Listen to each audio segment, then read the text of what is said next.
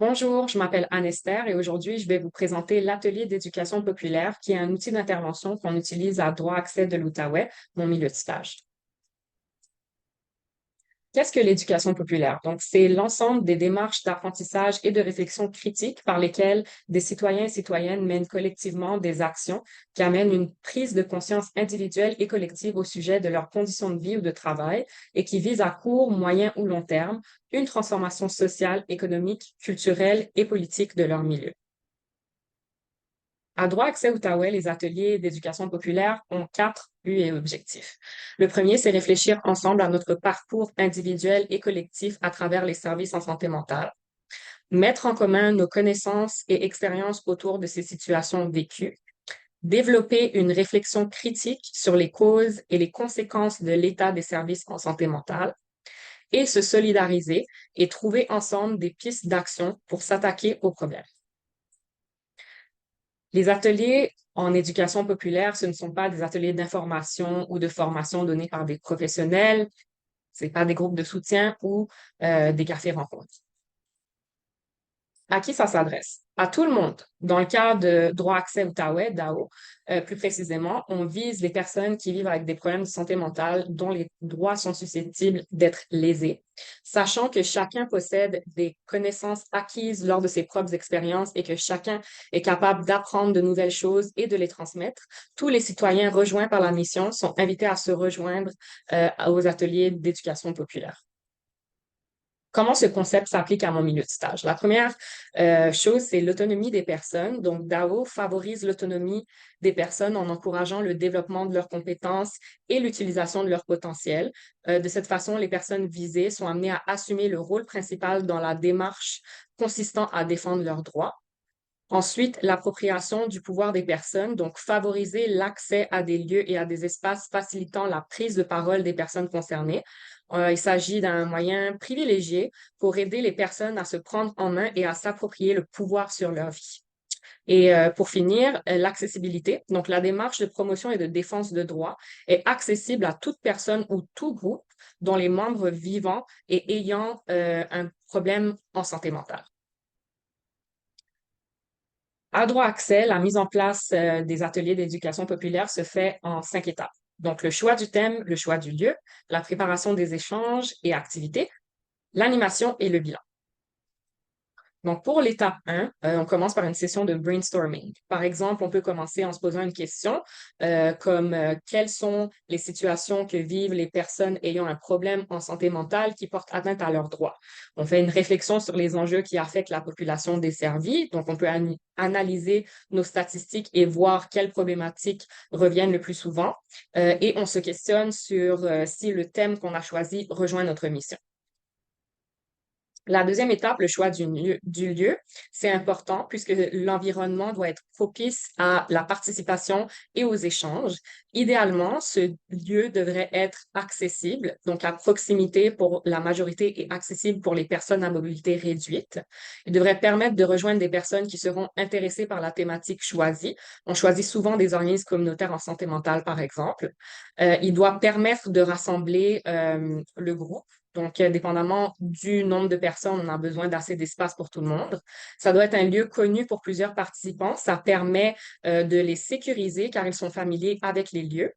C'est un lieu qui doit permettre l'échange, donc qui doit être quand même assez tranquille et favoriser le sentiment de sécurité des participants. Donc, un espace dans lequel les gens se sentiront libres de s'exprimer en toute sécurité.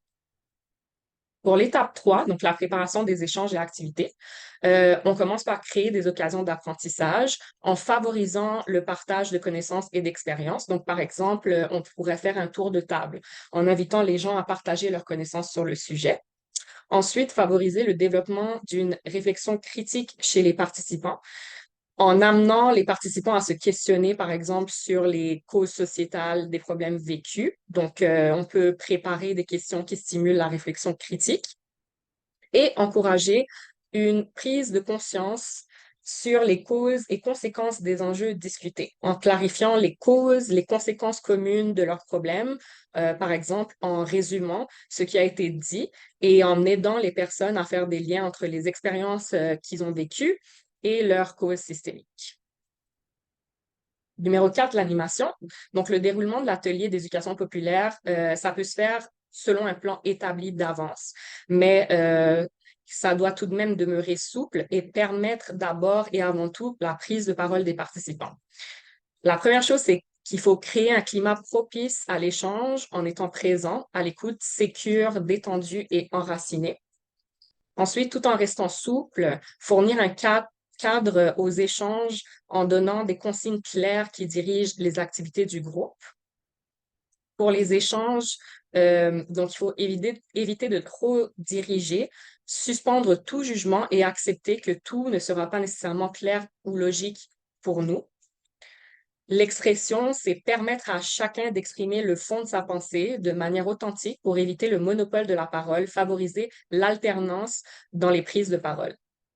Le respect, donc c'est tout simplement assurer le respect de l'autre et de son opinion. L'accueil, être prêt à accueillir, pardon, les émotions chez les participants et y accorder le temps nécessaire.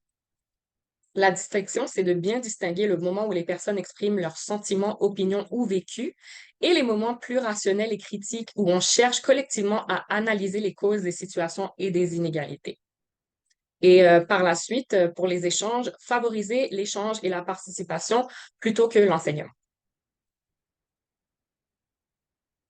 La dernière étape, c'est le bilan. Donc, on fait un tour de table pour permettre aux participants d'exprimer leur appréciation de l'activité, donc les aspects positifs et les aspects à améliorer, ou on peut leur faire aussi remplir une grille d'évaluation. L'animateur ou l'animatrice doit ensuite faire un bilan écrit de l'activité selon sa perspective, dans l'optique de pouvoir continuer à améliorer les ateliers. Les ateliers en éducation populaire vont rejoindre des approches en service social et moi, j'en ai ciblé deux, les approches structurelles et humanistes. Donc, l'approche structurelle, c'est axé sur le changement social, les relations de pouvoir, système de domination et l'analyse des systèmes d'oppression. Donc, on fait allusion aux oppressions sous toutes ces formes que les personnes subissent en prenant en considération les structures de notre société. Pour l'approche humaniste, eh bien, on l'utilise parce qu'on reconnaît les émotions et les expériences de chacun, on offre une relation unique et sincère et on accueille et on accepte la personne avec chaleur. On utilise cette approche en accueillant les personnes, en leur laissant la place de s'exprimer et de raconter leur expérience avec ouverture d'esprit et non jugement. Les ateliers en éducation populaire ont leurs forces et leurs limites. La première force, bien sûr, c'est l'empowerment. Donc, l'éducation populaire, ça permet aux personnes de reprendre du pouvoir sur leur situation, sur des situations qui les affectent, en étant entourées de personnes qui font face à des obstacles similaires. Aussi, en santé mentale, la stigmatisation, c'est un gros enjeu. Donc, on a tendance à souvent prendre des décisions pour les personnes et à les infantiliser. Et les gens ont souvent peur de parler de leurs problèmes parce qu'ils ont peur d'être jugés. Donc, l'éducation populaire, ça leur permet de pouvoir être dans un environnement qui permet qu'on les voit à travers leurs problèmes. D'ailleurs, à droit accès, on ne demande pas à connaître le diagnostic de la personne. Pour briser l'isolement, donc la stigmatisation, comme j'ai mentionné tout à l'heure, c'est un grand enjeu et ça peut engendrer un sentiment d'isolement et d'impuissance. Le self-advocacy qui est fait à travers l'éducation populaire, ça permet à une personne de s'exprimer et de se sentir moins seule grâce à l'encadrement fourni, mais aussi parce que la personne fait face à des pairs. Les ateliers d'éducation populaire ont aussi leurs limites. Donc, la première, c'est que ça peut être triggering. Donc, les sujets et discussions peuvent parfois déclencher un malaise chez certains ou leur rappeler un traumatisme qu'ils ont vécu. L'accompagnement émotionnel est aussi limité. Donc, on prend personne en charge, même s'ils sont dans un lieu sûr pour exprimer leurs sentiments et leurs émotions. On ne rentre pas dans le psychosocial, on se concentre vraiment sur le groupe. Et pour finir, le changement est lent. Donc, bien qu'il y ait plusieurs suggestions et solutions intéressantes qui sont souvent apportées pendant les ateliers, on vise un changement dans les structures, un changement systématique, et c'est un combat qui est long et ardu avant qu'on puisse voir les fruits de notre labeur. Je vous remercie de m'avoir écouté et passez une bonne journée. Voici mes références.